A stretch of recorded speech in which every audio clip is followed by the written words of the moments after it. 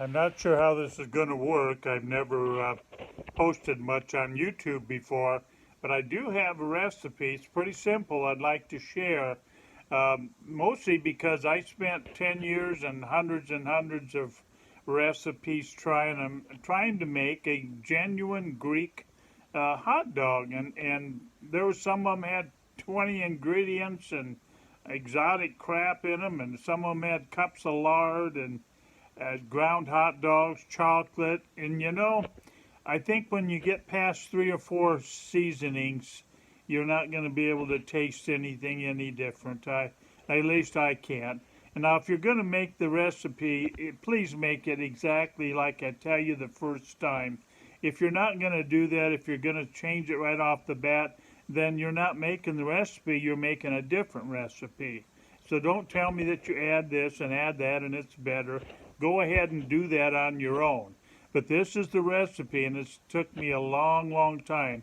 The way I finally found it was I was delivering pizza one night to a young Greek fellow who worked at his uncle's hot dog shop.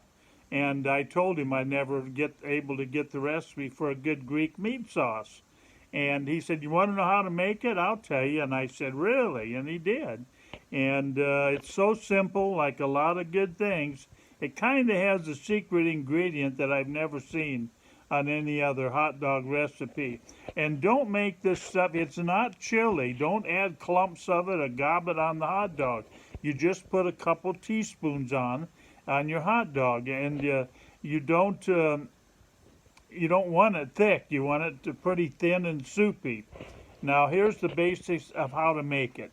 You need some oil. The Greeks always say it is the oil that brings the flavor to the tongue, and I believe that. So use a couple tablespoons of butter, or lard, or bacon grease, or oil, or whatever, something that is oil.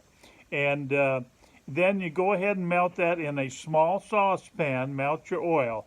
Now you're going to add 1 tablespoon of a good grated chili powder, 1 teaspoon of granulated. Now he told me it was important to use granulated garlic. So you've got a tablespoon of good chili powder, you've got a teaspoon of granulated garlic, and a half teaspoon of curry powder. When you smell this stuff cooking, you're going to think, wow, this is the real thing. So then you let that simmer in your oil, melt your oil, and then add those 3 seasonings and let it simmer just a little while, not very long, just so the spices bloom. And then add about a half a cup of water and stir it up a little bit and add about a half pound of hamburger.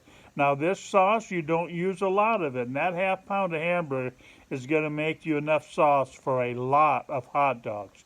You just put a couple teaspoons on. Now you just let your sauce simmer until it's, 15, 20 minutes or so. Simmer on low heat till just barely bubbling.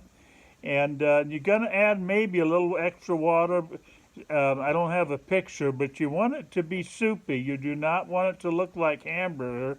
You want it to look like kind of a soup or something. And when you're done, here's what you're going to do. Get a good bun. Steam it or nuke it for 10 seconds. Then you're going to lay however you want to cook your hot dog, boil it, grill it, whatever. Put that on your steamed bun.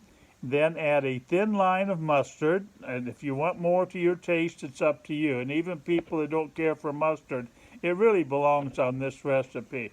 So get your hot dog and then put a thin line of mustard on it. And then put about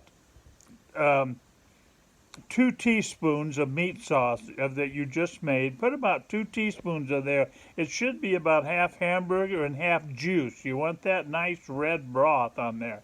So a couple teaspoons of that, and then plenty of fresh finely diced onion. I like Vidalia, but regular onions, white or yellow, are fine. But a nice helping of your freshly diced onions on there, and that's it. You've got a really good dog. I promise you. I wish somebody would respond if you make it and let me know how you like it. Trust me, I've tried hundreds and hundreds of recipes, and for my own taste anyway, this was the most like a genuine Coney Island hot dog. And thanks for watching.